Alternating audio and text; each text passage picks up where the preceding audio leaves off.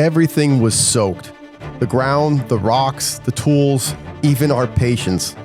After days of battling the elements, we were standing in nothing but mud. But this was the moment it all started to change. Welcome to part 2, the part where we fought through the mud, brought this pond to life, and finally revealed it in all of its beauty. Because sometimes the messiest builds create the most satisfying results.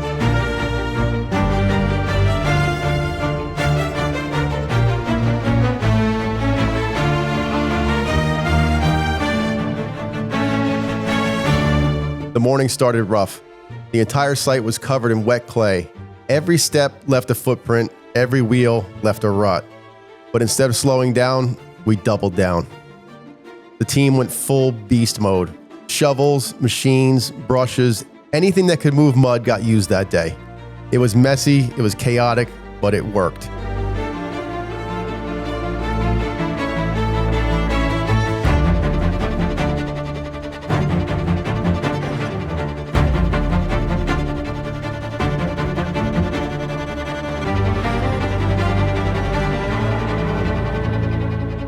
As the sun finally broke through the clouds, everything just clicked. Rocks started to lock in, the edges tightened up, and for the first time, we could see the pond's final shape. By the end of day 4, the chaos had turned into progress, and the site actually looked like a pond again. Day 5 was supposed to be a calm one, the day you get to slow down and make everything beautiful. But nature had other plans. The sky turned gray, the wind picked up, and then here it came. Another round of heavy rain. Well, this place is just not letting us finish. Well, Tent City, actually. Yeah. Oh, man.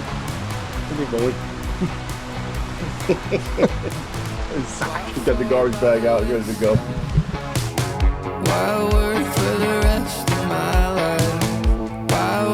We rushed to cover everything. Tents went up and everyone got that here we go again look.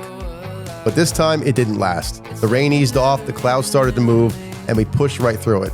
No excuses, no delays. There's something about that first moment when the greenery hits the stone, it just feels right. After 5 long days, we could finally breathe.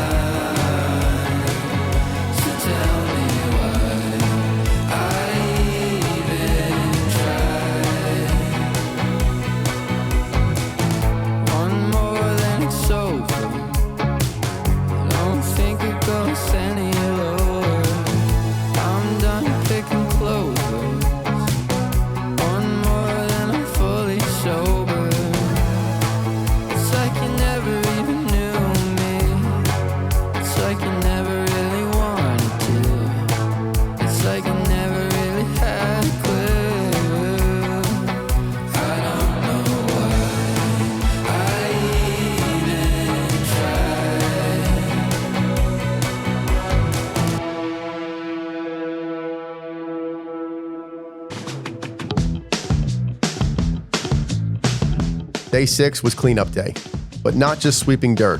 It was about shaping the environment around the pond so it felt complete. We leveled the ground, packed up the tools, adjusted the lights, and built the circular patio to tie everything together. This is where the whole scene transforms from construction site to completed landscape.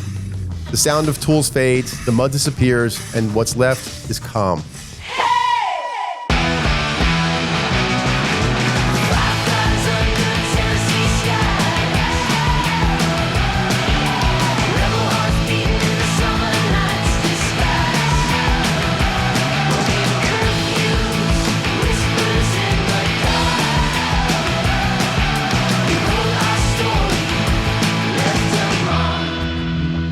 That looks nice. Now that kind of completes that whole look. Yeah. 8-foot circle. The edging's in. So now once this is all locked in, then we're going to bring those stepping stones right up to it. Over here, it's a bit of a drop off. I've got probably find something where we could do like a small stepper or something there, just at the very end. It'll slope down just to meet that, and then we have to go out in the yard a little bit even to bring that down. We can do that. Soil, like soil. No, Colby's getting more stone. Okay. So if we have to go out that way, I got 13 steppers, which is going to be plenty for this. I just like right now we drop off like over a foot to get down there. We can steal that stone out of the wall. No, I'll see if I can find something. The problem is we're going to have to carry it over. Like I can't get the machine over there. So I'll find something, and then we'll figure this out. If we can get something there, and maybe flank it with another boulder, just to kind of complete the look, and then they can step off into the grass there. I only need like a 6-inch or 7-inch high rock, but this is great. And then make sure when you do this, like cut like right around this, like it should be like in here and then right around this whole rock, like super tight, you know. And just leave us our Super tight, the jounce. Well, leave the gaps at least a 1/2 inch. But we're going to use this stone for the gaps, and then this stone will actually be surrounding the stepping stones too, so it'll be a nice look. It'll be cohesive through here because we're going to come off that front concrete walkway, meander through here, little planting bed here. We could probably put some of those mountain pinks in there. Yeah. And then just come up onto here. This is going to be a cool spot, 2 chairs.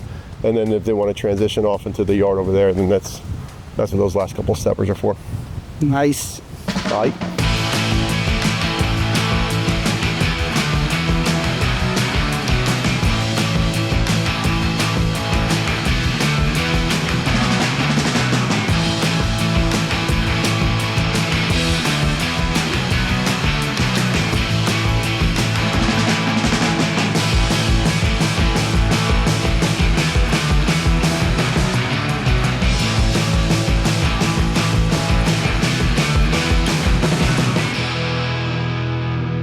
This used to be nothing but rocks and grass. Now it's something that's alive in your yard.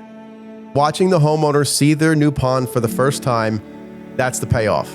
The mud, the rain, the exhaustion, it all melts away in that one reaction. Nice. Yeah, so nice. Wow. Look at this. This is the place from where you're going to feed the See, fishes. that's where you're gonna sit. And this is where you're going to go belly up. Can you show them how? No. Awesome.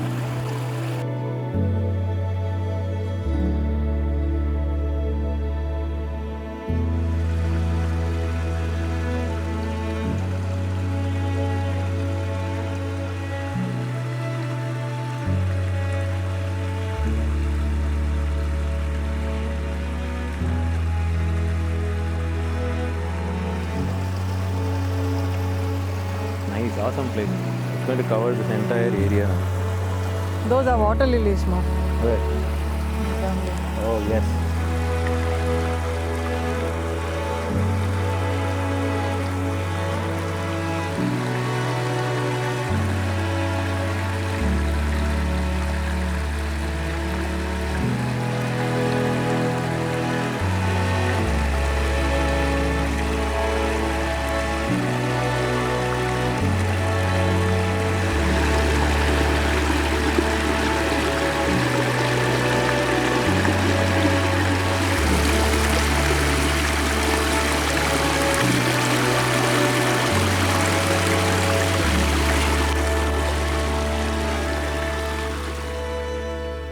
Six days of chaos turned into one perfect moment of peace.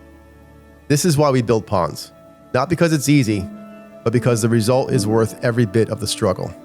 This 10 by 14 build reminded us that beauty doesn't come easy. It comes from patience, teamwork, and a whole lot of heart. Thanks for following along on this wild ride. If you haven't seen part 1, go check it out. And if you love seeing transformations like this, don't forget to subscribe, because there's always another pond, another story just around the corner.